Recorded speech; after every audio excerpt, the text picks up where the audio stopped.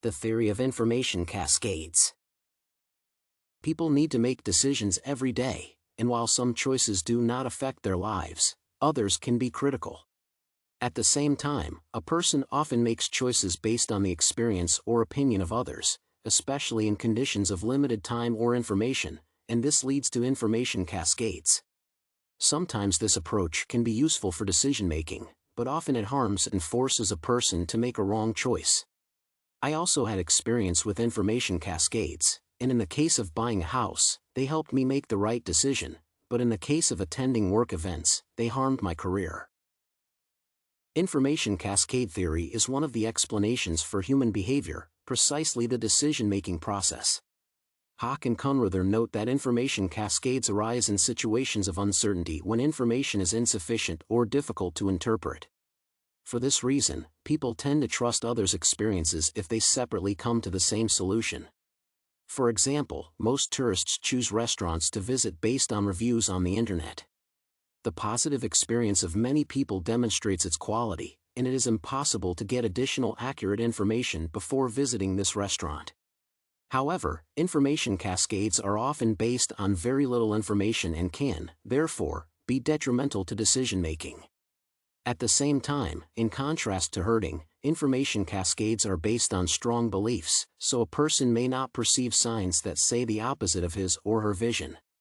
For example, a large investor's purchase of shares can encourage other investors to make similar investments, even if the profitability of this choice is questionable. Thus, the informational cascade can be beneficial or harmful for decision-making, depending on the context. I have also faced information cascades, and they had positive and negative consequences for me. In the first case, I considered several options for houses to buy in different parts of the city. Both houses were good options with good locations, however, one of them had a lower price and was on the market for a long time.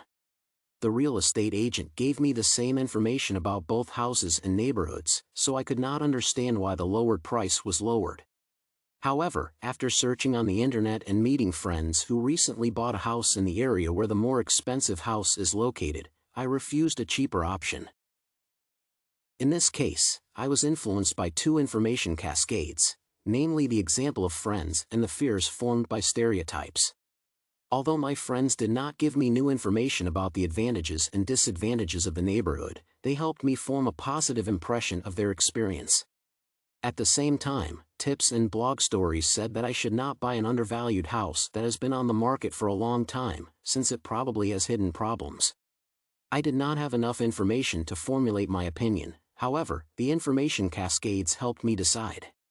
Later I learned that the neighbors of a cheaper house caused problems for the entire street, so my decision was correct. In the second case, the information cascades harmed my relationship with the boss due to the wrong decision, and this change affected my career.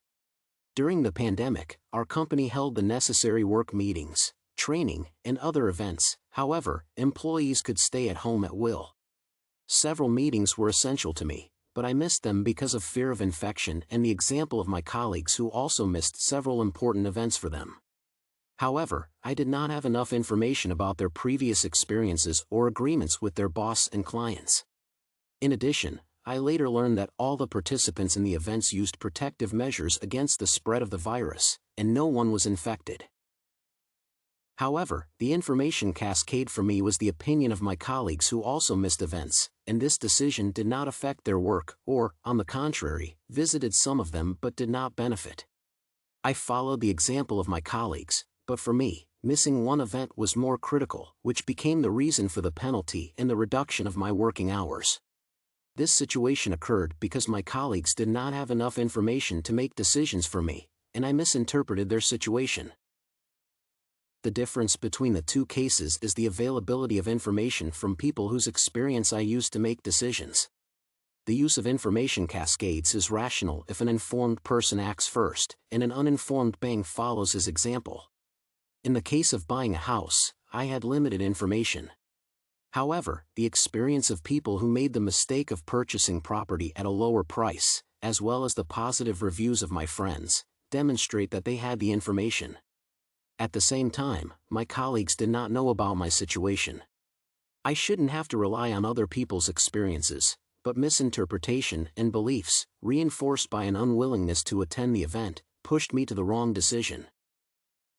In conclusion, the theory of information cascades explains the reasons for making the right and wrong decisions based on the experience of other people. Understanding this theory allowed me to understand the causes of my success and failure in seemingly similar situations. On the other hand, the personal experience helped me to understand more clearly the concept of information cascades and their influence on the process of decision-making.